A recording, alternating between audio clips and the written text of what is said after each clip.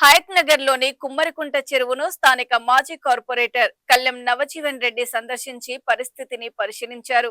చెరువులో చెత్త చెదారంతో నిండి దోమలు అధికంగా పెరిగి దుర్వాసన వెదజల్లుతూ పరిసర కాలనీల ప్రజలు తీవ్ర ఇబ్బందులు ఎదుర్కొంటూ అనారోగ్యానికి గురవుతున్నామని స్థానికులు నవజీవన్ రెడ్డికి తమ ఆవేదన వ్యక్తం చేశారు.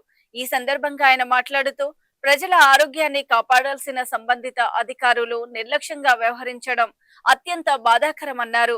తక్షణమే కుమ్మరికుంటలో పేరుకుపోయిన చెత్తను పూర్తి స్థాయిలో తొలగించి ఫాగింగ్, యాంటీ లార్వా స్ప్రేయింగ్ నిర్వహించాలని, కుంట పరిసర ప్రాంతాలను పరిశుభ్రంగా ఉంచేందుకు శాశ్వత చర్యలు చేపట్టాలని డిమాండ్ చేశారు.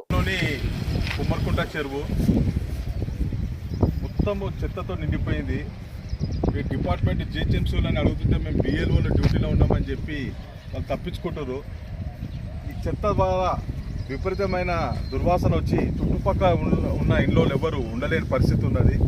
దానికి దాదాపు వారం రోజుల నుంచి అధికారులను నెంబడిపడి ఇది స్ప్రే చేయాలి, చెత్త తీయాలని చెప్తే ఎవరు పట్టించుకుంటలేరు. ఇప్పటికైనా జిహెచ్ఎంసీ అధికారులు దీన్ని పట్టించుకొని చెత్త అంతా క్లీన్ చేసి దీంట్లో ఏమైనా స్ప్రే చేస్తారా, ఏం చేస్తారు? ఈ మొత్తం స్మెల్ దుర్వాసన ఒక్క నిమిషం కూడా నిలవలేకపోతున్నాం. ఈ చుట్టుమట్టున్న ఇండ్లు అందరూ చాలా ఇబ్బందికి గురవుతున్నారు. వెంటనే అధికారులు